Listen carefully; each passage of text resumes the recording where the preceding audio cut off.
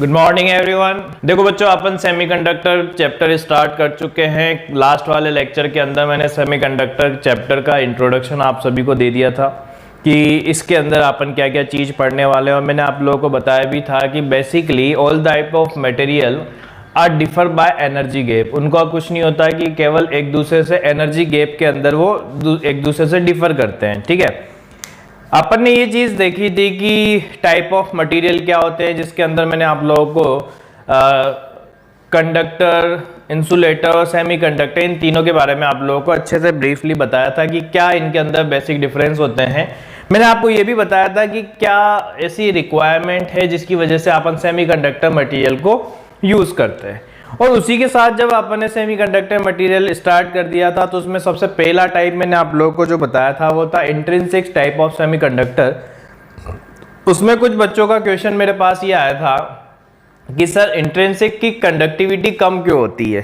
क्या इंट्रिंसिक की कंडक्टिविटी कम क्यों होती है? जैसे कुछ चीज़ें मैंने आप लोगों को कल बताई थी बच्चों। एक सीधी सी बात मैं बताता हूँ। जैसे कुछ बच्चों का ये मानना है कि सर उसके वैलेंस शेल में तो 4 इलेक्ट्रॉन होते हैं, SI या जर्मेनियम की जब आप बात कर रहे हो।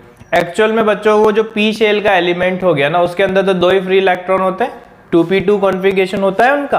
तो इसके वजह से वहां पे जो उनका नेचर होता है वो कैसा होता है, सेमीकंडक्टर मटेरियल का। मतलब उनके पास 1 या 2 फ्री इलेक्ट्रॉन होते हैं। अब क्या होता है कि जैसे मैंने आप लोगों को कल एक चीज बताई थी, एक चीज ये बताई थी कि सेमीकंडक्टर के अंदर जो मूवमेंट होता है वो साथ के साथ 2 चार्जेस का होता है। चार्ज कैरियर जो होते हैं वो हमारे पास 2 होते हैं। एक कौन सा होता है, इलेक्ट्रॉन, और एक कौन सा होता है, होल। होल के बारे में मैंने आप लोगों को एक बिल्कुल सीधी सी बात बताई थी कि जब कभी भी अगर हम किसी मटेरियल को एनर्जी देंगे तो उसके अंदर के जो इलेक्ट्रॉन है वैलेंस शेल के, वो इलेक्ट्रॉन क्या करेंगे, एनर्जी लेके एक्साइट हो जाएंगे और अपनी पोजीशंस को छोड़ देंगे। और अपनी पोजीशन को छोड़ते ही वहां पे क्या क्रिएट हो जाती है, वैकेंसी क्रिएट हो जाती है। और वो वैकेंसी क्रिएट होना ही क्या कहलाता है, होल, यानी प्रोडक्शन ऑफ पॉजिटिव चार्ज। भाई एक इलेक्ट्रॉन ने अपनी पोजीशन को छोड़ा तो वो वाली पोजीशन से नेगेटिव चार्ज चला गया, इसका मतलब वो क्या बन चुका है, पॉजिटिव चार्ज बन चुका है ना। तो साथ के साथ जैसे जैसे इलेक्ट्रॉन का मूवमेंट होता है वैसे वैसे होल्स का भी मूवमेंट होता है। क्या होता है, होल्स का भी मूवमेंट हो रहा होता है, क्योंकि इलेक्ट्रॉन जाएंगे तो वहां पे अपनी वैकेंसी क्रिएट करते हुए जाएंगे। तो इंट्रिंसिक सेमीकंडक्टर के अंदर ऐसा होता है बच्चों कि उसके अंदर जो नंबर ऑफ चार्ज कैरियर्स होते हैं, चाहे इलेक्ट्रॉन की बात करें चाहे होल, दोनों की कंसंट्रेशन बराबर होती है। वो बराबर कंसंट्रेशन होने की वजह से, अब देखो इसका मेन रीजन ये भी है कि बराबर अगर आपकी कंसंट्रेशन इतनी रहेगी तो कंडक्टिविटी कम रहेगी, आपको इसमें कंसंट्रेशन बढ़ानी पड़ेगी, इसलिए वो प्योर टाइप ऑफ सेमीकंडक्टर कहलाते हैं। उसके अंदर अपन ने कोई इम्प्योरिटी नहीं डाली। यानी अगर मुझे सेमीकंडक्टर की कंसंट्रेशन, चार्ज कैरियर की कंसंट्रेशन बढ़ा दोगे तो कंडक्टिविटी बढ़ जाएगी, अदरवाइज कोई चांसेस नहीं है कि वहां पे उसके अंदर कोई कंडक्टिविटी अच्छी रहे। मतलब आप ऐसे कह सकते हो कि इंट्रिंसिक की अगर अपन बात कर रहे हैं इंट्रिंसिक के लिए, इंट्रिंसिक सेमीकंडक्टर के लिए, तो मैंने क्या बात बोली थी कि नंबर ऑफ चार्ज कैरियर्स, यानी अपन कह सकते हैं concentration of holes is equal to concentration of electron. ठीक है, तो आप ऐसे कह सकते हो Ni, concentration of intrinsic semiconductor is equal to Ne into NH। ये Ne इंटू NH का मतलब क्या है, कंसंट्रेशन ऑफ इलेक्ट्रॉन्स और कंसंट्रेशन ऑफ होल्स। अब वो बराबर होते हैं, इस वजह से ये सारी चीज होती है ना। अब देखो बात करते हैं एक्सट्रिंसिक की। और एक्सट्रिंसिक के अंदर मैंने आप लोगों को ये चीज बताई थी कि एक्सट्रिंसिक का मतलब बेसिकली कुछ नहीं होता है, आपने इसके अंदर इम्प्योरिटी डाल दी। इम्प्योरिटी का प्रोसेस भी मैंने आप लोगों को बता दिया है। इम्प्योरिटी का प्रोसेस क्या होता है, सबसे पहले तो क्या करो, मेटल को, जो भी आपका जो मटेरियल है, जैसे सिलिकॉन है, सिलिकॉन के अंदर हम अगर वहां पे इम्प्योरिटी डालना चाहते हैं तो सबसे पहला काम मैं क्या करूंगा, सिलिकॉन को लूंगा और हीट करना स्टार्ट करूंगा। क्या करूंगा, सिलिकॉन को लूंगा और हीट करना स्टार्ट करूंगा, जिसकी वजह से उसका जो डिफॉर्मेशन है वो हो चुका होगा, क्योंकि सारे के सारे जो इलेक्ट्रॉन है वो एनर्जी लेके बॉन्ड को तोड़ चुके होंगे। अब आप डालो आपके रिक्वायर्ड जो भी इम्प्योरिटी। अब इसमें क्या होता है बच्चों की दो टाइप के सबसे पहली चीज होती है कि इसके अंदर अगर आप यहाँ पे एन टाइप लाना चाहते हो या पी टाइप के सेमीकंडक्टर लाना चाहते हो, ये डिपेंड करेगा आप पे। जैसे मैंने क्या करा कि डोपिंग का मतलब क्या होता है कि आपने उसके अंदर, जैसे मैं आपको एक सीधी सी बात बताता हूं, जैसे मान लो वाटर था, वाटर के अंदर थोड़ा सा अमाउंट का क्या हुआ, आपने सर्फ डाल दिया। क्या हो गया? सर्फ। पहले वो प्योर वाटर था, उसके अंदर आप ये समझ लो कंडक्टिविटी 0 थी, आपने सर्फ डाला, क्या हुआ, जो सर्फ के आयंस थे वो डिजोल्व हुए। डिजोल्व होते क्या है, वाटर के जो मॉलिक्यूल्स थे वो उस पर टूट पड़े और उन्होंने क्या करा, एक नए चीज का फॉर्मेशन कर दिया। वैसे ही क्या होता है कि जैसे मान लो कि इंट्रिंसिक की सबसे पहले अगर मैं बात करूं तो पहले एसआई का स्ट्रक्चर कुछ ऐसा था कि ये एसआई, ये एसआई, ये एसआई, ये एसआई, ये एसआई, ये एसआई, ये एसआई, ये एसआई और ये एसआई। यहाँ पे यूं ये बॉन्ड फॉर्मेशन इनके बीच में, ये और ये शेयरिंग हो रखी है, ऐसे यहाँ पे हो रखी होगी और ऐसे ही यहाँ हो रखी होगी और इनके बीच में भी ऐसे, यहाँ पे भी ऐसे ऐसे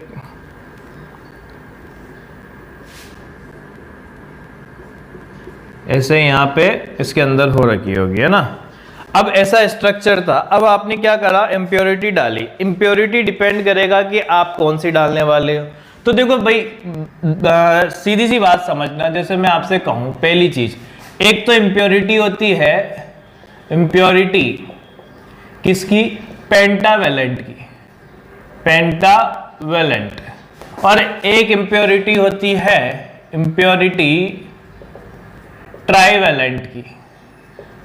दोनों में चीज समझना, एक तो इम्प्योरिटी होती है पेंटावेलेंट की, एक इम्प्योरिटी होती है ट्राइवेलेंट की। अब पेंटावेलेंट की तो बात करोगे तो इसका मतलब वैलेंस शेल में कितने इलेक्ट्रॉन, वैलेंस शेल 5 इलेक्ट्रॉन, ठीक है। इसके में क्या हो गए, वैलेंस शेल कितने इलेक्ट्रॉन, 3 इलेक्ट्रॉन, ठीक है। तो ट्राइवेलेंट और पेंटावेलेंट। अब जैसे पेंटावेलेंट के अंदर मैंने आपसे मान लो कि कह दिया है कि क्या ले, तो पेंटावेलेंट के अंदर आपने ले लिया भाई यहाँ पे आर्सेनिक ले लिया। क्या ले लिया, आर्सेनिक, या आप फास्फोरस भी ले सकते हो, ठीक है। तो मैंने आर्सेनिक लिया। अब क्या हुआ, जैसे ही मैंने वो जो गर्म किया हुआ मटेरियल था सिलिकॉन का, उसके अंदर आर्सेनिक को डाला, तो आर्सेनिक के जितने भी इलेक्ट्रॉन है उस पर कौन अटैक करेगा, सिलिकॉन के। तो सिलिकॉन के अटैक करेंगे तो भैया सिलिकॉन को बिठा दो यहाँ पे, ये सिलिकॉन, ये सिलिकॉन, ये सिलिकॉन, ठीक है। अब मुझे एक चीज बताओ, इसकी एक इलेक्ट्रॉन के साथ शेयरिंग तो ये कर लेगा, एक इलेक्ट्रॉन के साथ शेयरिंग तो ये कर लेगा, एक इलेक्ट्रॉन के साथ शेयरिंग ये कर लेगा। तो टोटल अपने को एक चीज पता है कि यहाँ पे आर्सेनिक जो है, उस आर्सेनिक के पास कितने इलेक्ट्रॉन होते हैं, 5। कितने इलेक्ट्रॉन होते हैं भैया, 5 इलेक्ट्रॉन होते हैं। इसका मतलब इसके पास क्या हो गया, एक इलेक्ट्रॉन रह गया है। क्या हो गया, 1 इलेक्ट्रॉन लेफ्ट फ्री। अब मुझे बताओ, ये तो अपन ने एक के अंदर देखा है, पूरे क्रिस्टल के अंदर सबके अंदर एक एक इलेक्ट्रॉन फ्री होंगे। इसका मतलब नंबर ऑफ इलेक्ट्रॉनिक कॉन्फ़िगरेशन जो हो चुका है, या अपन ऐसे कह सकते हैं कंसंट्रेशन ऑफ इलेक्ट्रॉन इंक्रीजेज, यानी negative charge increases, negative charge increases in whole crystal. अब पूरे क्रिस्टल के अंदर अगर कंसंट्रेशन ऑफ इलेक्ट्रॉन इंक्रीज हो चुकी है, यानी नेगेटिव चार्ज इंक्रीज हो चुका है, यानी ये वाला जो टाइप ऑफ, अब देखो नेगेटिव है, इसका मतलब नेगेटिव सेमीकंडक्टर, नेगेटिव सेमीकंडक्टर। अब नेगेटिव सेमीकंडक्टर का मतलब इसे लिखते हैं एन टाइप सेमीकंडक्टर। क्या चीज समझ में आई बच्चों, कि अगर मैंने जब कभी भी सिलिकॉन हुआ या जर्मेनियम हुआ, अब कभी कभी बच्चों के मन में ये क्वेश्चन आता है कि सर आप जर्मेनियम तो बोल रहे हो पर जर्मेनियम का बना नहीं रहे हो। बना सकते हैं बच्चों जर्मेनियम का भी, पर इजी टू अवेलेबल जो होता है वो सिलिकॉन है। देखो we are Indian and we always try to make the thing is very cheaper, या कैसे भी आप कंसिडर कर सकते हो उसको। अगर कॉस्ट कम से कम होगी ना तो वो चीज़ अपने यहाँ पे ज़्यादा चलती है। ये एक ऑब्वियस सी बात है। अगर आप कोई चीज़ बनाने वाले हो तो इसके मतलब जो आपके इजी टू अवेलेबल हो कॉस्टली ना पड़े। अब जर्मेनियम में क्या होता है, अच्छा डायोड होता है, फॉरवर्ड बायसिंग वोल्टेज भी कम होता है, बड़ी है, पर उसका कॉस्ट जो होता है वो ज्यादा होता है। सिलिकॉन का जो कॉस्ट होता है वो कम होता है, तो इसलिए अपन सिलिकॉन का स्ट्रक्चर देख रहे हैं। बाकी अगर बनाएंगे जर्मेनियम का भी तो वो का वही होगा। तो एन टाइप ऑफ सेमीकंडक्टर में हमने क्या देखा, whenever the impurity is done with pentavalent, impurity is done with pentavalent, then all the electrons of silicon attack on the pentavalent ion। अब वो कोई सा भी हो सकता है, फॉस्फोरस या आर्सेनिक। तो क्या होता है कि चार तो अपने साथ बॉन्ड बना लेंगे, पर एक इलेक्ट्रॉन फ्री रह जाएगा, किसमें, एक मॉलिक्यूल के अंदर। तो पूरे क्रिस्टल के अंदर सब में एक एक इलेक्ट्रॉन रह जाएगा। तो इसका मतलब आपने क्या करा कि कंसंट्रेशन ऑफ इलेक्ट्रॉन इंक्रीज कर दिया, यानी नेगेटिव चार्ज की कंसंट्रेशन इंक्रीज हो चुका है, यानी वो टाइप ऑफ सेमीकंडक्टर क्या कहला चुका है, नेगेटिव सेमीकंडक्टर, यानी उसे बोल देते हैं एन टाइप ऑफ सेमीकंडक्टर। क्या बोल दिया जाता है, एन टाइप ऑफ सेमीकंडक्टर। यानी अगर मुझसे पूछा जाए एन टाइप ऑफ सेमीकंडक्टर का मतलब क्या होता है, that implies only pentavalent impurity is done. ठीक है, फॉस्फोरस या आर्सेनिक, है ना। अब बात करते हैं ट्राईवेलेंट की, 3 इलेक्ट्रॉन होते हैं। मान लो मैंने इंडियम ले लिया, क्या ले लिया, इंडियम। ठीक है, तो इंडियम के अंदर अगर आप लोगे तो अब इसमें क्या हो जाएगा कि जैसे मान लो इसके पास 3 वैलेंस शेल में इलेक्ट्रॉन थे, तो सिलिकॉन आए अटैक करेंगे, तो अटैक करते हैं, तो यहाँ पे क्या हुआ भैया, ये आ गया। अब इसके पास क्या था, इसने इसके साथ बॉन्ड बना लिया, इसने इसके साथ बॉन्ड बना लिया, इसने इसके साथ बना लिया, तो इसका जो एक वैकेंसी है क्या हो गई भाई, 3 इलेक्ट्रॉन है ना, तो 3 इलेक्ट्रॉन है तो वो तो 3 तो क्या कर लेंगे, एक दूसरे के साथ पेयर कर लेंगे। 3 तो क्या कर लेंगे, एक दूसरे के साथ पेयर कर लेंगे, पर इसकी जो चौथी वाली है उसके लिए क्या हो गई, वैकेंसी रह गई। और जब वैकेंसी रह गई इसका मतलब क्या हो चुके हैं, होल इंक्रीज कर चुके हैं। मतलब आप ऐसे कह सकते हो कि वैकेंसी अगर रह चुकी है तो होल की कंसंट्रेशन बढ़ चुकी है। यानी अपन ऐसे कह सकते हैं कंसंट्रेशन ऑफ होल्स इंक्रीजेज, यानी पॉजिटिव चार्ज इंक्रीजेज, है ना। तो यहां क्या लिख सकते हो, इन होल क्रिस्टल की बात कर रहे हैं अपन, होल क्रिस्टल। ये सारे पॉइंट्स मैंने उसमें लिखे हुए हैं, यानी ये क्या हो चुका है, पॉजिटिव सेमीकंडक्टर, पॉजिटिव सेमीकंडक्टर यानी P type, SC, P type semiconductor. यानी अगर हमारे से बोला जाए कि पी टाइप ऑफ सेमीकंडक्टर क्या होता है, तो पी टाइप ऑफ सेमीकंडक्टर के अंदर याद करने की चीज क्या है बच्चों, मैं सामने से हट जाता हूं, एक बार आप लोग खुद देख लो। पी टाइप ऑफ सेमीकंडक्टर के अंदर अपन ऐसे कह सकते हैं कि ऐसे टाइप का सेमीकंडक्टर जिसके अंदर ट्राईवेलेंट की इंप्योरिटी डाली हुई है, जिससे सारे सिलिकॉन के जो इलेक्ट्रॉन्स है जब उस पर अटैक करेंगे तो 3 इलेक्ट्रॉन तो बॉन्ड फॉर्म कर लेंगे, पर जब बात आएगी वैकेंसी की तो वहां पे क्या होगा कि जो फोर्थ वाले के अंदर रहोगे तो एक वैकेंसी रह जाएगी, जिसकी वजह से क्या होता है, एक वैकेंसी क्रिएट होने की वजह से पूरे क्रिस्टल के अंदर पॉजिटिव चार्ज की कंसंट्रेशन बढ़ जाती है। यानी that type of conductor semiconductor is called as P type of semiconductor. ठीक है, अब आप किससे भी कर सकते हो। देखो ट्राई तो हमेशा अपन यही करते हैं कि बड़े के साथ अपन कर सके, क्योंकि एक्चुअल में क्या होता है, छोटे के साथ करोगे तो एनर्जी लेवल आपको ज्यादा देना पड़ेगा। ठीक है, अब दोनों के अंदर मैं आप लोगों को डिफरेंस बता देता हूं कि इंट्रिंसिक सेमीकंडक्टर और एक्सट्रिंसिक के अंदर क्या होता है। इंट्रिंसिक तो आप कह सकते हो कि बिना इंप्योरिटी वाले, है ना। एक्सट्रिंसिक क्या होते हैं, इंप्योरिटी वाले। दूसरा, इंट्रिंसिक के अंदर कंसंट्रेशन दोनों की बराबर होती है, इसके अंदर क्या होती है, कंसंट्रेशन दोनों की बराबर नहीं होती। अपन ने देखा ना, पी टाइप के अंदर तो पॉजिटिव की, एन टाइप के अंदर नेगेटिव यानी इलेक्ट्रॉन्स की। ठीक है, अब उसके साथ ही जब बात करते हैं अपन कंडक्टिविटी की, तो कंडक्टिविटी किसकी अच्छी होने वाली है, कंडक्टिविटी अच्छी होने वाली है यहाँ पे एक्सट्रिंसिक की सेमीकंडक्टर की कंसंट्रेशन अच्छी होती है ना। अब एक चीज समझना, जो चीज मैं बता रहा हूं इसके अंदर एक आधा डेरिवेशन है जो काम का होता है, वो अपन देख लेते हैं।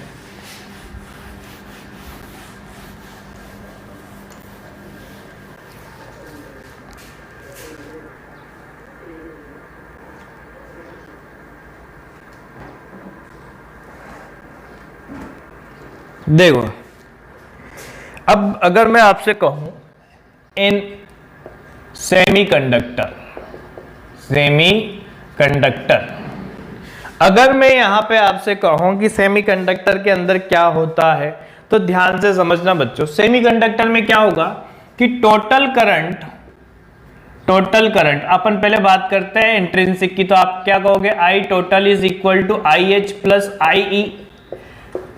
क्या कहोगे, I total is equal to I H plus I E. I H का मतलब क्या हो गया, होल करंट। ये तो हमारी क्या हो चुकी है, होल करंट, यानी पॉजिटिव चार्ज की वजह से जो आ रही है। और ये हमारी क्या हो चुकी है, इलेक्ट्रॉनिक करंट, यानी इलेक्ट्रॉन्स की वजह से जो करंट आ रही है वो तो इलेक्ट्रॉनिक करंट, होल्स की वजह से जो करंट आ रही है वो होल करंट। अब अगर मैं यहां पे कहूं तो आई एच कितनी होगी, पहले तो सिंपल अगर मुझे बताओ, आई का फॉर्मूला क्या होता है, N E A V D, जहां पे वी डी तो क्या होता है, ड्रिफ्ट वेलोसिटी, ए क्या होता है, एरिया ऑफ क्रॉस सेक्शन होता है, ई क्या होता है, चार्ज ऑफ इलेक्ट्रॉन, और ये एन क्या होता है, कंसंट्रेशन, या यूं कह सकते हो number of charge carrier per unit volume, concentration of charge.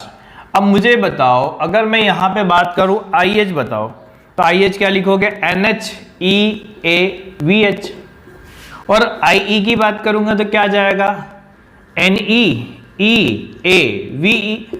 तो अगर टोटल करंट की बात करोगे तो भैया टोटल करंट आएगी N H E A V H plus N E A V. अपन ऐसे कह सकते हैं कि I is equal to E into A N H V H plus N E V E. यही हुआ। अब मुझे क्या चीज पता लग रही बच्चों, ध्यान से समझना, जो चीज मैं कहना चाहता हूं वो क्या है। अगर मुझे करंट डेंसिटी के बारे में बताना है, किसके बारे में बताना है, करंट डेंसिटी के बारे में बताना है, तो करंट डेंसिटी के बारे में किस तरीके से बताएंगे, या मुझे अगर रिलेशन निकालना है करंट डेंसिटी और उसके बीच में, इलेक्ट्रिक फील्ड के बीच में, क्या current density and electric field. अब मुझे बताओ ये VH क्या होगा। आपको अगर याद हो तो मैंने बताया था ड्रिफ्ट वेलोसिटी की वैल्यू होती है VD is equal to E upon M into tau. याद है, ये एक्सेलरेशन था इंटू रिलैक्सेशन टाइम। तो अगर मैं VH लिखूंगा या VE को वापस देखो, VD को अगर मैं वापस लिखूं तो ई टाउ अपॉन एम इंटू ई। मैंने एक और चीज बताई, से यहाँ पे इसको म्यू ही लिखते हैं। म्यू क्या होता है, मोबिलिटी। क्या होता है, मोबिलिटी। मैं ये क्यों लिख रहा हूं, देखो एक चीज बताता हूं। अगर मैं VH लिखना चाहूं तो ऐसे लिख सकता हूं क्या, म्यू एच इंटू ई, और अगर VE लिखना चाहता हूं तो mu E into capital E. ठीक है, ये सब क्यों लिख रहा है अभी बताता हूं मैं। करंट डेंसिटी क्या होती है भाई, करंट डेंसिटी, तो करंट डेंसिटी होती है J, that is I upon area. अच्छा J, I कितना है, ये I है E into A N H. VH की जगह क्या लिख सकते हो, mu H into E plus N E, mu E into E divided by area. ये इससे कैंसिल, तो J is equal to E capital E N H mu H plus N E mu ई।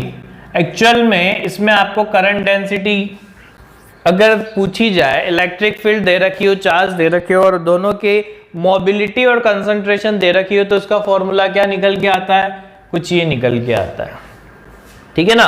और अगर आप यहाँ पे देखो तो J, अब देखो एक और चीज मैं बताता हूँ, J इज इक्वल टू, अगर आप वहां पे रिलेशन निकालोगे, जैसे अपन ने देखा था J is equal to sigma into E होता है। तो अगर मैं J अपॉन ई निकालूंगा तो यहां से क्या आएगा, सिग्मा, यानी कितना आ चुका है, ये कंडक्टिविटी आ चुका है, कंडक्टिविटी ऑफ मटेरियल। और कंडक्टिविटी ऑफ मटेरियल क्या निकल के आई, sigma is equal to E N H mu H plus N E mu E. यानी अगर मुझे टोटल कंडक्टिविटी निकालनी है तो होल की कंसंट्रेशन को होल की मोबिलिटी से प्लस इलेक्ट्रॉन की कंसंट्रेशन को इलेक्ट्रॉन की मोबिलिटी से मल्टीप्लाई करके ऐड करके चार्ज से मल्टीप्लाई कर देना है, वहां से ही हमारे पास टोटल कंडक्टिविटी आ जाएगी। अब देखो अगर मैं बात करूं किसकी कि फॉर इंट्रिंसिक तो अपने को पता है NH is equal to NE होता है, तो अपन सिग्मा ये कह सकते हैं EN μH प्लस μE होता है।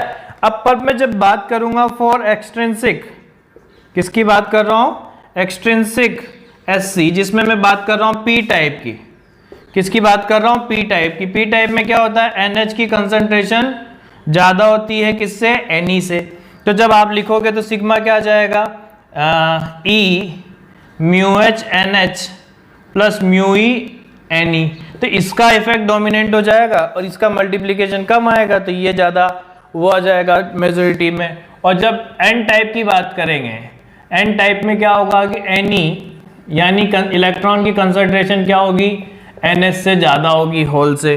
तो जब अपन कंडक्टिविटी की बात करेंगे तो वो कितना आ जाएगा, E ये आ जाएगा μH NH plus μE Ne।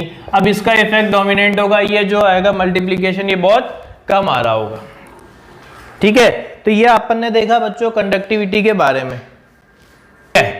अब अपन बात करते हैं PN जंक्शन की, किसकी, PN जंक्शन। PN जंक्शन का मतलब क्या होता है, वैसे तो देखो आप लोग सब जानते ही हो कि what is the meaning of junction. Junction basically implies जहां पे दोनों चीज, जैसे मैं अगर कहूँ जंक्शन है तो वहां पे क्या होता है, जैसे दो ट्रेनें आके मीट करती हो तो वो जंक्शन कहलाता है। वैसे ही क्या होता है, P टाइप ऑफ सेमीकंडक्टर हो गया और N टाइप ऑफ सेमीकंडक्टर हो गया, जब इनको अटैच कर दिया जाता है ना, क्या हो गया, P type plus N type को अटैच कर दोगे तो क्या हो जाएगा, वो PN जंक्शन बन जाएगा। अब अपन बात करते हैं, देखो बच्चों थोड़ा अच्छे से इस चीज को समझना, क्योंकि ये बहुत ही इंपॉर्टेंट है। सारी चीज जो है वो क्या है, बहुत इंपॉर्टेंट है, तो अपन उसी के बारे में चर्चा करते हैं कि क्या होता है। देखो PN जंक्शन बनाने के लिए बिफोर बायसिंग की बात करते हैं। बायसिंग का मतलब क्या हो गया कि आपने पोटेंशियल डिफरेंस अप्लाई कर दिया, ठीक है ना। पहले तो ये चीज ध्यान में रखना, बायस का मतलब क्या हो गया कि पोटेंशियल डिफरेंस अप्लाइड। दिमाग में ये छोटी छोटी चीजें हैं ना, उनको क्लियर रखना। पोटेंशियल डिफरेंस को आपने अप्लाई कर दिया, तो अभी अपन पहले देख रहे हैं कि बिफोर बायसिंग की क्या कंडीशन होती है। बिफोर बायसिंग का मतलब कि जब वो बायस आपने नहीं किया है, मतलब केवल बनाया है उसको, बिफोर बायसिंग। तो बिफोर बायसिंग की अगर अपन बात करें तो बिफोर बायसिंग में एक्चुअल में होता क्या है, जैसे मैंने क्या किया, P टाइप ऑफ सेमीकंडक्टर लिया, क्या करा, P टाइप ऑफ सेमीकंडक्टर को ले लिया। अब P टाइप ऑफ सेमीकंडक्टर को लेने के बाद आपने क्या करा, ऐसे ही N टाइप ऑफ सेमीकंडक्टर को लिया और वापस से वही, एक्चुअल में ये सारा जो अटैच करने का सिनेरियो होता है वो किससे अटैच करते हैं, हीटिंग से। तो हमने क्या करा, P टाइप यानी जिसके अंदर मेजॉरिटी चार्ज कैरियर जो थे वो होल्स थे, उनको लिया। फिर जिसमें मेजॉरिटी चार्ज कैरियर जो इलेक्ट्रॉन्स थे उनको लिया और दोनों को हीट करके जोड़ना स्टार्ट किया। तो ध्यान से समझना क्या करते हैं अपन बिफोर बायसिंग में कि P type semiconductor plus N type semiconductor. P type में मतलब hole concentration majority, hole concentration majority plus यहां क्या हो जाएगा, इलेक्ट्रॉन कंसंट्रेशन मेजॉरिटी। आपने क्या करा कि होल की कंसंट्रेशन जिसके अंदर मेजॉरिटी में थी, प्लस आपने जिसमें इलेक्ट्रॉन की कंसंट्रेशन जिसमें मेजॉरिटी थी, उन दोनों को लिया और क्या करा, हीट करना स्टार्ट किया। मतलब एक दूसरे से ये क्या हो सके, रिकम्बाइंड हो सके। तो देखो ध्यान से समझना, मैंने ये बॉक्स है, मैं एक समझाने के हिसाब से बता रहा हूं। इधर की तरफ जो चार्जेस थे वो थे पॉजिटिव यानी होल्स, ये हमारी बिल्कुल मिड वाला पार्ट ले लेते हैं, तो ये था पॉजिटिव चार्ज। ध्यान से समझना बच्चों, ये चीजें बहुत इंपॉर्टेंट है। तो पॉजिटिव चार्ज है या आप ऐसे कह सकते हो वैकेंसी है।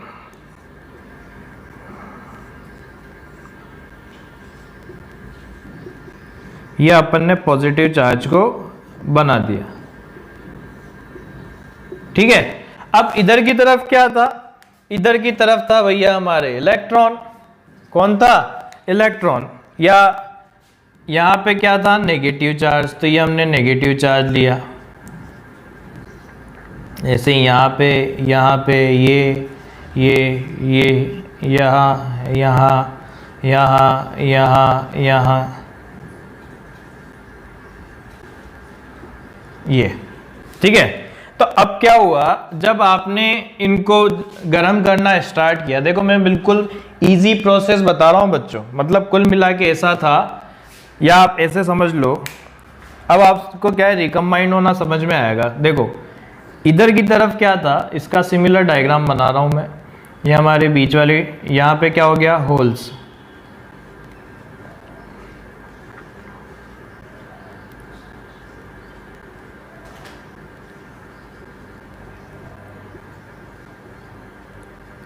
यहां इलेक्ट्रॉन, तो ये इलेक्ट्रॉन।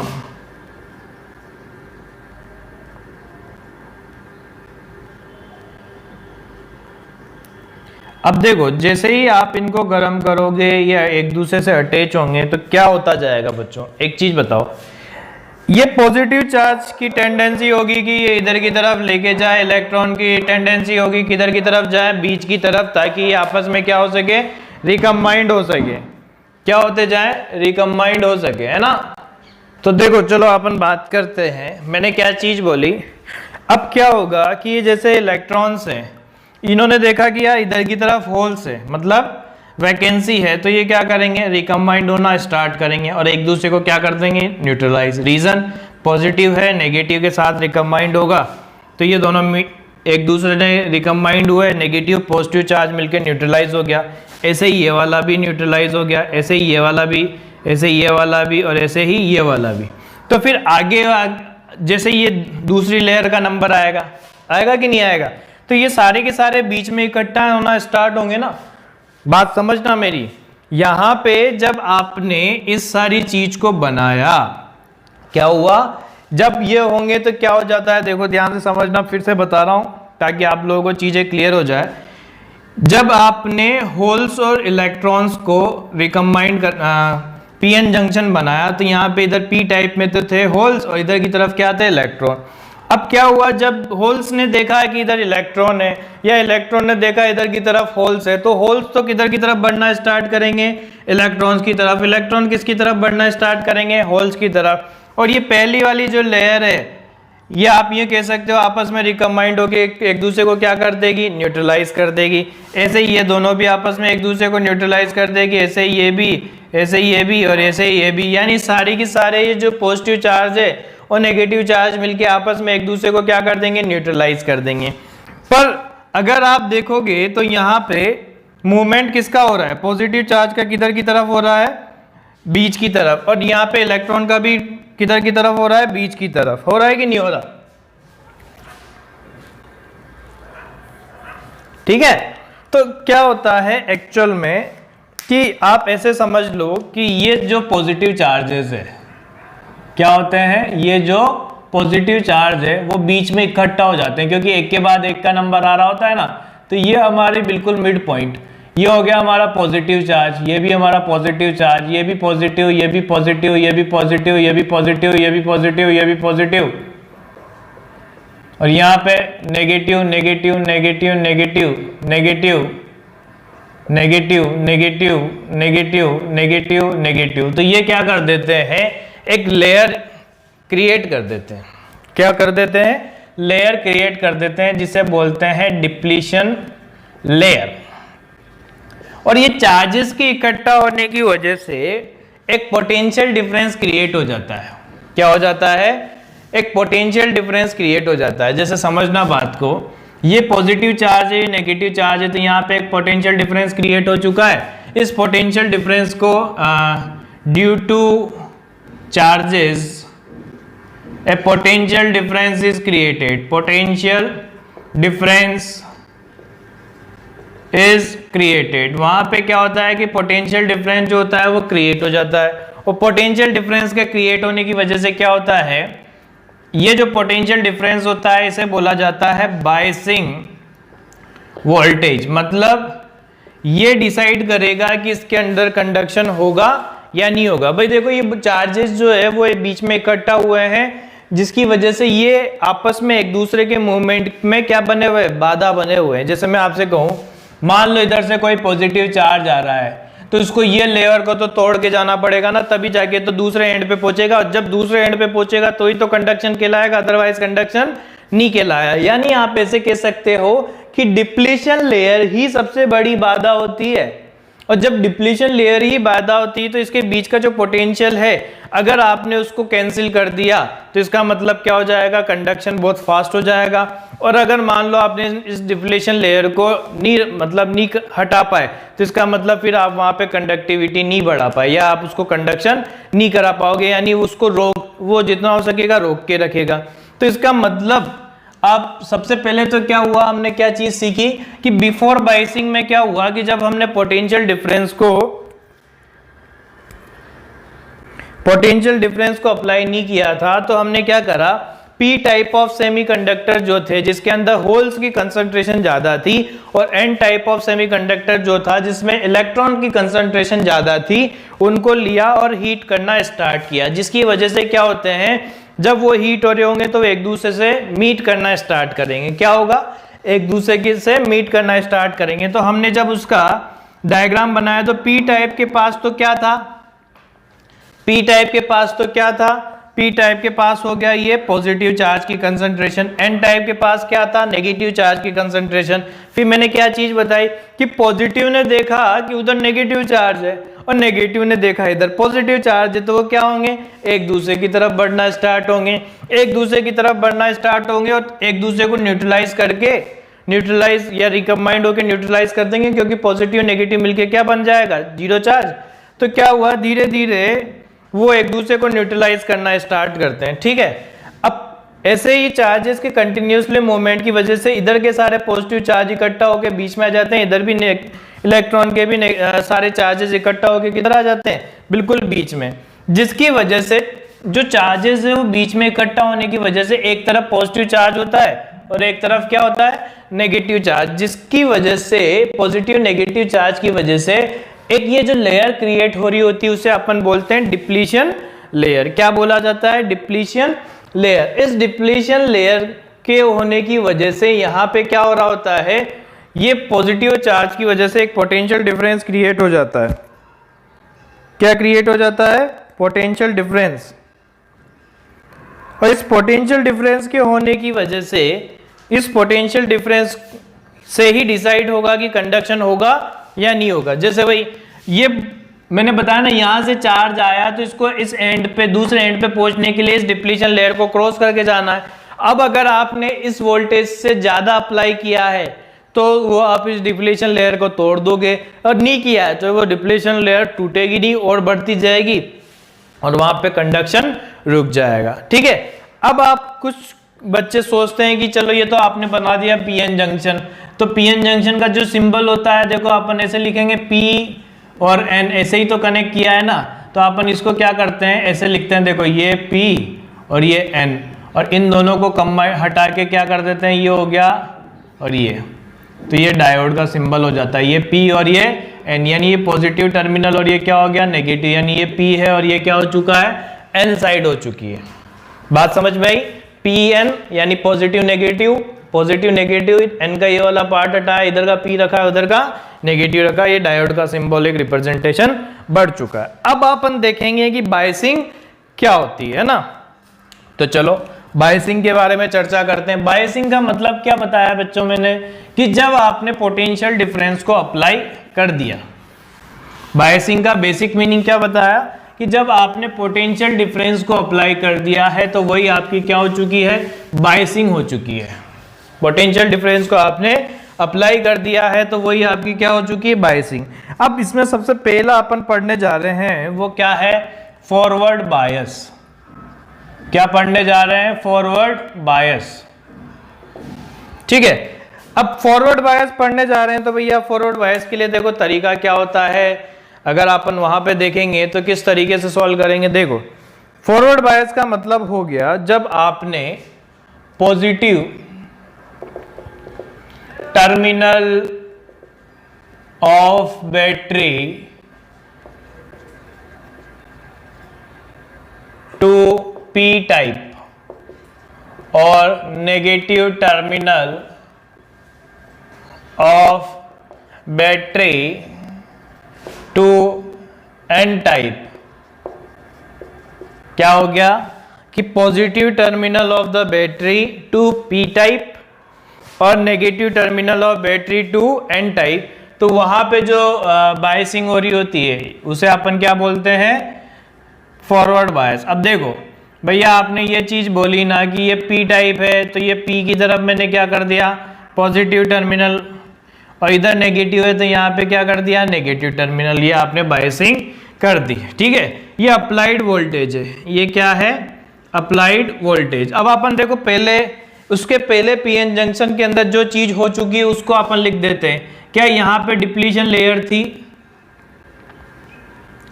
ठीक है, अब डिप्लीशन लेयर थी तो देखो क्या होता है, यहाँ पे पॉजिटिव पॉजिटिव पॉजिटिव, ये पॉजिटिव पॉजिटिव पॉजिटिव, यहाँ पे positive positive positive positive positive positive, यहाँ भी पॉजिटिव पॉजिटिव पॉजिटिव, यहाँ भी पॉजिटिव पॉजिटिव और ये पॉजिटिव, यहाँ नेगेटिव नेगेटिव नेगेटिव। ये मैं तरीका बता रहा हूँ समझाने का, देखो ताकि आप लोग को हमेशा सेमीकंडक्टर का जो पार्ट है वो याद रहेगा, ध्यान से समझना। तो ये एक बायसिंग VB क्रिएट हो चुका था। VB क्या था, बायसिंग वोल्टेज, क्या था, बायसिंग वोल्टेज। ठीक है भैया, अब बायसिंग वोल्टेज क्रिएट वहां पे था, अब आपने अप्लाइड वोल्टेज को स्टार्ट किया। अब देखो एक्चुअल में क्या होता है, जैसे अगर मैं आपसे कहूं, ध्यान से समझना, अगर आप यहां देखोगे तो भैया यहाँ बायस्ड है, इसका मतलब इलेक्ट्रिक फील्ड भी कहीं ना कहीं इधर की तरफ है, क्या है, इलेक्ट्रिक फील्ड भी कहीं ना कहीं इधर की तरफ है, और ये डिप्लीशन लेयर की हो गई है हमारे पास विड्थ। ई तो क्या है, इलेक्ट्रिक फील्ड, ई क्या है, इलेक्ट्रिक फील्ड, और डी क्या है, width of depletion layer. Depletion layer की ये क्या है, विड्थ है। अब ध्यान से समझना जो पार्ट में आप लोगों को समझाने जा रहा हूं। भैया जब अपन ने वोल्टेज को अप्लाई करना स्टार्ट, V अप्लाइड को अपन ने इंक्रीज करना स्टार्ट किया फ्रॉम जीरो से अपन ने इसको इंक्रीज करना स्टार्ट किया। ठीक है, अब देखो अगर मैं यहां पे अप्लाई करूं KVL इन सर्किट, KVL इन सर्किट, मुझे एक चीज बताओ, KVL आप अप्लाई करोगे तो क्या आएगा, माइनस से प्लस तो V अप्लाइड, फिर प्लस से माइनस तो क्या आ जाएगा, माइनस V बायसिंग। तो नेट पोटेंशियल डिफरेंस ये आया, V अप्लाइड माइनस VB। देखो एक समझने का तरीका बता रहा हूं, लाइफ टाइम याद रहेगा ये चीज। अप्लाइड वोल्टेज है जिसको आप बढ़ाना स्टार्ट कर रहे हो, अप्लाइड वोल्टेज है जिसको आप बढ़ाना स्टार्ट कर रहे हो, तो अप्लाइड वोल्टेज है जिसको आप बढ़ाते जा रहे हो, VB क्या है, कम है। अब मुझे एक चीज बताओ, potential difference is equal to E into D, electric field multiply by D होगा। अब मुझे एक चीज बताओ, पहले ये बिल्कुल V अप्लाइड जैसे बायसिंग वोल्टेज, एक्चुअल में ध्यान में रखना, V बायसिंग जो होता है वो 0.7 होता है सिलिकॉन के लिए, और ये 0.3 होता है जर्मेनियम के लिए, ये याद रखना ही पड़ेगा, इसका कोई तरीका नहीं है। 0.7 वोल्ट तो किसके लिए होता है, सिलिकॉन के लिए, और 0.3 वोल्ट होता है जर्मेनियम के लिए, फिक्स होता है, ये एक्सपेरिमेंटल डाटा है तो अपने को ध्यान में रखना है। अब मुझे बताओ V अप्लाइड जो था वो पहले मैंने 0 पे फिक्स किया, तो क्या आएगा, 0 minus VB is equal to E into D. Depletion layer क्या थी, डिप्लीशन लेयर सेम। ठीक है, अब क्या हुआ, मैंने इसको किया 0.2, तो यहां क्या आ जाएगा, 0.2 माइनस, सिलिकॉन के लिए बात कर रहे हैं अपन, किसके लिए, फॉर SI है ना, तो क्या आ जाएगा 0.7 is equal to E into D. पहले क्या था कि यहाँ पे जो गैप था वो 0.7 के इक्वल आ रहा था, इसलिए यहाँ पे डिप्लीशन लेयर जो थी वो जो भी थी अब 0.5 के इक्वल आ रहा है। देखो 0.5 माइनस में, उससे कोई फर्क नहीं पड़ता, ये डी आया। तो क्या डिप्लीशन लेयर की विड्थ क्या हुई, कम हुई। डिप्लीशन लेयर विड्थ डिक्रीजेस, क्या हो जाता है, डिप्लीशन लेयर विड्थ क्या हो गई, कम हो गई। अब मैंने इसको अप्लाई किया 0.4, तो ये आ गया 0.4 minus 0.7 is equal to E into D. तो क्या यहाँ पे ये माइनस 0.3 आया और ये ई इंटू डी, क्या डिप्लीशन लेयर विड्थ जो है वो फिर से कम हो गई। इसका मतलब हम जैसे जैसे अप्लाइड वोल्टेज को बढ़ाते जाएंगे वैसे वैसे डिप्लीशन लेयर की विड्थ क्या होती जाती है, कम होती जाती है। अब मुझे बताओ वी अप्लाइड को अगर मैंने कर दिया कितना 0.6, तो क्या आ जाएगा, ये आ गया भैया 0.6 minus 0.7 is equal to E into D. तो विड्थ की बात करें तो विड्थ जो हो चुकी है डी वो डिक्रीज हो गई और ऑलमोस्ट नेग्लिजिबल हो गई, ऑलमोस्ट नेग्लिजिबल क्या हो चुकी है, ऑलमोस्ट नेग्लिजिबल हो चुकी है। ठीक है, अब मैंने करा वी अप्लाइड को कितना 0.7, तो यहां क्या आएगा 0.7 minus 0.7 is equal to E into D, width की वैल्यू आ गई 0। इसका मतलब क्या, जो चार्ज इधर से इधर जाने वाला था उसके लिए रास्ता क्लियर हो गया। मतलब बीच में ट्रैफिक जाम था, बीच में क्या था, ट्रैफिक जाम था, इधर से चार्जेस को उधर जाने के लिए उस ट्रैफिक को क्रॉस करके जाना जरूरी था। उस ट्रैफिक को कम करने के लिए अपन ने क्या कर दिया कि यहाँ पे वोल्टेज को अप्लाई किया। अब देखो मैं एक चीज बताता हूँ, दूसरा तरीका देखो, ये तो अपन ने वो बताया। अब यहाँ देखो, अगर यहाँ पॉजिटिव चार्ज है तो ये positive positive positive positive positive, इधर क्या है negative negative negative negative negative, क्या होगा, ये पॉजिटिव पॉजिटिव क्या करेंगे, रिपेल करेंगे और पुश करेंगे पॉजिटिव को किधर जाने के लिए, आगे जाने के लिए। ये नेगेटिव चार्ज जो है वो उसको पुश करेगा किधर जाने के लिए, इधर जाने के लिए, ताकि क्या एक एक करके जो लेयर थी वो एक दूसरे से रिकम्बाइंड होके क्या कर देगी, न्यूट्रलाइज कर देगी। समझ में आया, ये पॉजिटिव चार्ज ने इसको रिपेल किया इधर की तरफ, है ना, रिपेल करने से क्या हुआ, ये आगे की तरफ पुश हुए। ये नेगेटिव चार्ज था, इसने भी इधर नेगेटिव चार्ज को क्या करा, आगे की तरफ पुश किया, जिसकी वजह से पॉजिटिव और नेगेटिव एक दूसरे की तरफ बढ़े। अब बढ़े तो रिकम्बाइंड हुए और न्यूट्रलाइज किए, जिससे क्या होगा, जो बीच वाली लेयर थी हट चुकी है, अब यहाँ 2 वाली लेयर रह जाएगी, फिर ये लेयर, फिर अगली वाली लेयर का नंबर आएंगे तो फिर केवल लास्ट की 2 लाइनें रह जाएगी। तो इसका मतलब धीरे धीरे डिप्लीशन लेयर की विड्थ क्या होती जा रही है, कम होती जा रही है। तो डिप्लीशन लेयर की जो विड्थ है वो कम होती जाती है। और इसके बाद आफ्टर बायसिंग, अब देखो ये जो पॉइंट्स है जरूरी नहीं है कि मैंने कॉपी के अंदर लिखे हो, ये याद करने का तरीका आप लोग लेक्चर को देख के अच्छे से उसको खुद से अपनी लैंग्वेज में भी लिख सकते हो, ऐसा कोई जरूरी नहीं है। देखो नोट्स तो है ही, आप अपनी कॉपी में अपनी लैंग्वेज में ये लिख लेना कि सर ने ऐसे ऐसे तरीका बताया था। एक तो ये वाला हो गया, एक वो जो अपन ने पुश किया जिसकी वजह से एक दूसरे से रिकम्बाइंड होकर इन्होंने एक दूसरे को न्यूट्रलाइज कर दिया। तो आफ्टर बायसिंग क्या होता है, a very high current flows, a very high current flows, मतलब अब देखो इसमें कैरेक्टरिस्टिक्स जो बनाते हैं, क्या बनाते हैं, कैरेक्टरिस्टिक्स जो बनाते हैं। अब कैरेक्टरिस्टिक्स में इनपुट क्या है हमारा, इनपुट जो रहता है वो एक्स में रहता है, तो वो क्या हो गया अपना वोल्टेज। भाई वोल्टेज को ही तो आप अप्लाई कर रहे हो। आउटपुट क्या है हमारा, तो आउटपुट है भैया करंट, क्योंकि हम करंट ही तो मेजर कर रहे हैं। तो पहले मुझे बताओ, जब आपने वोल्टेज को बढ़ाया तो करंट ऑलमोस्ट नेग्लिजिबल थी, है ना, मतलब चार्जेस एक दूसरे से फोर्स लगा के हल्का सा आगे बढ़ रहे थे। देखो कभी कभी क्या होता है, कुछ किताबों के अंदर यही चीज हल्का सा ऊपर बना देते हैं तो वो गलत नहीं है, देखो बच्चों, है ना, वो इसलिए बना देते हैं, वो हल्का सा करंट इसलिए बनाते हैं क्योंकि जब चार्जेस आगे खिसकेंगे तो क्या होता है कि वहां पे स्मॉल अमाउंट की करंट आई होगी। पर अपन तो चलो आइडियल कंडीशन मान के चलते हैं, तो यहाँ तक तो कोई करंट नहीं थी, कहाँ तक 0.7 वोल्ट, और एकदम से high amount of current flow करती है। तो ये तो किसके लिए आ चुका है, सिलिकॉन के लिए। किसके लिए आ गया ये, सिलिकॉन के लिए। यानी बायसिंग वोल्टेज जो 0.7 वोल्ट था वो ये। और इसी जगह मैं जर्मेनियम की बात करूंगा तो यहाँ पे क्या होगा कि ये और ऐसे आ जाएगा, इसमें हाई अमाउंट ऑफ करंट और यहाँ 0.3 वोल्ट आ जाएगा और इसको लिख दूंगा जर्मेनियम। तो इसका अब देखो सिलिकॉन और जर्मेनियम में कौन अच्छा हुआ?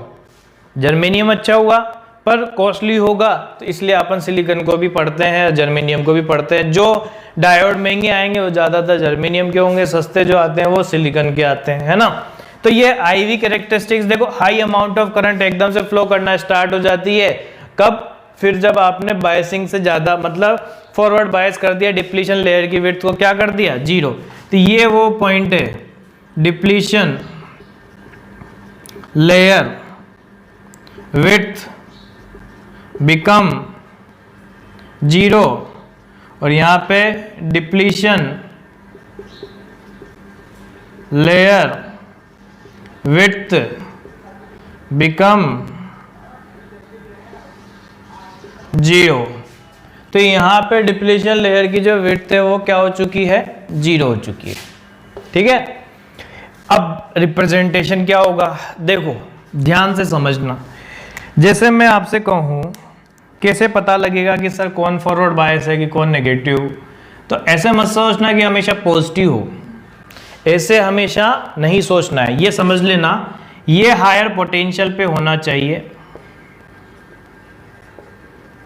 और ये क्या होना चाहिए? Lower potential. बात समझ में आई नहीं आई? ये वाला एंड जो होना चाहिए वो हायर पोटेंशियल पे और ये वाला एंड होना चाहिए लोअर पोटेंशियल पे। अब देखो कैसे समझने का तरीका है। जैसे मेरे से पूछा जाए क्या ये फॉरवर्ड बायस है क्या? -3 और -2। तो मैंने देखा ये -3 तो कम है, लेस, और ये हाई। इसका मतलब यहाँ पे FB फॉरवर्ड बायस नहीं है। पर अगर इसी जगह पे मैंने यूं कर दिया कि ऐसे कर दिया, देखो समझना, इधर वाले एंड को कर दिया -1 और इधर वाले को कर दिया -3, भले ही दोनों तरफ नेगेटिव है पर ये क्या है? हाई और ये क्या है? लो। इसका मतलब क्या? P to P कनेक्शन हो गया, यानी ये क्या हो चुका है? फॉरवर्ड बायस सही है। बात समझ में आई? फॉरवर्ड बायस को देखने का बिल्कुल सीधा सा तरीका जो हिसाब है वो क्या है? आपको हमेशा फॉरवर्ड बायस को देखने के लिए क्या करना पड़ेगा? फॉरवर्ड बायस को देखने के लिए देखना पड़ेगा कि P साइड जो है वो हमेशा किससे कनेक्ट होनी चाहिए? पॉजिटिव टर्मिनल से। किससे कनेक्ट होनी चाहिए? पॉजिटिव टर्मिनल से। मतलब पॉजिटिव का मतलब आप ऐसे कह सकते हो कि हायर पोटेंशियल होना चाहिए उस साइड पे। क्या होना चाहिए? हायर पोटेंशियल, ठीक है। अब देखो बात करते हैं सर्किट रिप्रेजेंटेशन की। किसकी बात करते हैं? सर्किट रिप्रेजेंटेशन की, है ना। कि आप कहोगे कि सर ये तो चलो समझ आ गया, पर ये सर्किट रिप्रेजेंटेशन क्या होगा? सर्किट रिप्रेजेंटेशन में इसको किस तरीके से यूज करेंगे? तो किस तरीके से यूज करेंगे तो देखो ध्यान से समझना।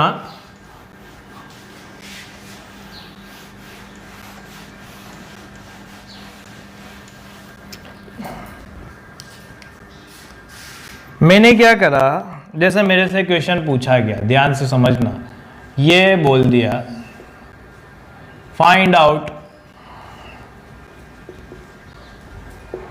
10 वोल्ट है, 5 ओम है और ये बोल दिया सिलिकॉन है। क्या बोला कि ये सिलिकॉन डायोड है। डायोड तो समझ गए ना आप कैसा रिप्रेजेंटेशन है ना। आपसे पूछा जाए find out current in circuit. अब एक चीज जो मैं सिखाने जा रहा हूं बच्चों, वो ध्यान से आपको हमेशा याद में रखनी है और ये चीज समझना भी है। क्या है? when diode is not specified, when diode is not specified, diode जो है वो स्पेसिफाइड नहीं है। तो अगर मेरे से पूछा जाए in forward bias diode act as a short circuit, diode act as a short circuit.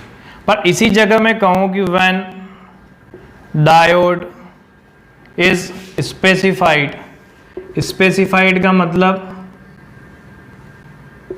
जैसे SI या फिर जर्मेनियम ऐसा कुछ दे रखा है, SI या फिर जर्मेनियम कुछ भी दे रखा है। तो इन forward bias diode replace by battery having EMF of biasing voltage. क्या चीज बोली, ये बहुत इंपॉर्टेंट पॉइंट है, ध्यान में रखना है। क्या चीज बताई मैंने कि जब भी डायोड स्पेसिफाई नहीं कर रखा है तो बिल्कुल सीधा सा तरीका है, क्या करो, डायोड हटाओ, उसको शॉर्ट सर्किट से रिप्लेस कर दो और फिर करंट वगैरह की कैलकुलेशन कर लो। पर जब अपन यहां बात करेंगे, अब जैसे देखो सॉल्व में जब इस क्वेश्चन को कर रहा हूँ तो मैंने देखा सिलिकॉन स्पेसिफाई है, सिलिकॉन स्पेसिफाई है, यानी सिलिकॉन के लिए फॉरवर्ड बायस वोल्टेज जो सर ने बताया वो कितना है 0.7, याद करना है। फिर देखो क्या फॉरवर्ड बायस है या नहीं है, तो देखो यहां से पॉजिटिव टर्मिनल क्या इसके पॉजिटिव से कनेक्टेड है, नेगेटिव टर्मिनल क्या इसके नेगेटिव से है, यानी फॉरवर्ड बायस कंडीशन है, फॉरवर्ड बायस कंडीशन है। तो कुछ मत करो, कैसे, फॉरवर्ड बायस है तो ये वाली बैटरी बनाओ, यहाँ पे रेजिस्टेंस बनाओ, ये वाली बैटरी, अब यहाँ पे सिलिकॉन स्पेसिफाई था तो यहाँ 0.7, यहाँ 10 वोल्ट की बैटरी है ही, और यहाँ पे 5 ओम का। अब बताओ क्या नहीं निकाल सकते, क्या करंट निकाल सकते हैं। अगर मैं यहाँ देखूँ तो आई की वैल्यू आएगी 10 माइनस 0.7 डिवाइडेड बाय 5, क्या आ गया। अब ज़्यादातर बच्चे क्या होते हैं, गलतियाँ ये कर देते हैं कि 10/2 10/5 कर देते हैं, वो 2 एम्पियर आ जाता है, जबकि कितना आ रहा है ये 9.3/5 यानी 1.2 कितना आ जाएगा, ये 4 या आएगा 86 एम्पियर। बहुत डिफरेंस है बच्चों, ये 1.86 2 के कंपैरिजन में अलग है। इसी जगह पे मैं अगर आपसे यूँ कहता ना, जैसे मान लो मेरे से यूँ कहते थे कि ये डायोड है,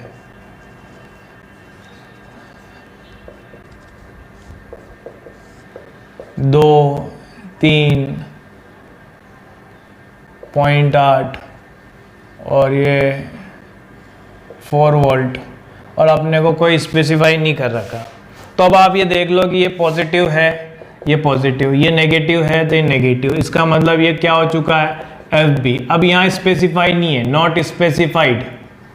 नॉट स्पेसिफाइड, इसका मतलब क्या होगा, जब सॉल्व करेंगे तो ये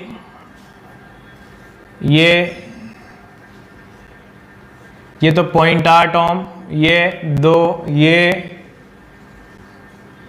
3, और यहाँ पे बैटरी तो थी कितनी 4 वोल्ट की, शॉर्ट सर्किट से रिप्लेस कर दो। सीधा सा तरीका बता रहा हूँ मैं, ये दोनों मिलके क्या हो गए 6/5, और ये तो करंट कितनी आ जाएगी, देखो I इज इक्वल टू कितनी आ गई सर्किट में 6/5 0.2 होता है 1.2 और ये 0.8, तो 4/1.2 प्लस 0.8 कितना आ गया 2 एम्पियर, कितना आ जाता है 2 एम्पियर। तो ये तरीके होते हैं बच्चों फॉरवर्ड बायस के क्वेश्चनों को सॉल्व करने का। फॉरवर्ड बायस के अंदर किस तरीके से क्वेश्चंस को सॉल्व किया जाना चाहिए वो अपन ने यहाँ पे देखा है ना। अब नेक्स्ट लेक्चर के अंदर अपन देखेंगे कि रिवर्स बायस वोल्टेज क्या होता है, रिवर्स बायसिंग क्या होती है और किस तरीके से उसको सॉल्व किया जाता है, और साथ के साथ इसी के टाइप डायोड के देखेंगे और क्वेश्चन न्यूमेरिकल कैसे सॉल्व किए जाते हैं वो भी देखेंगे ना।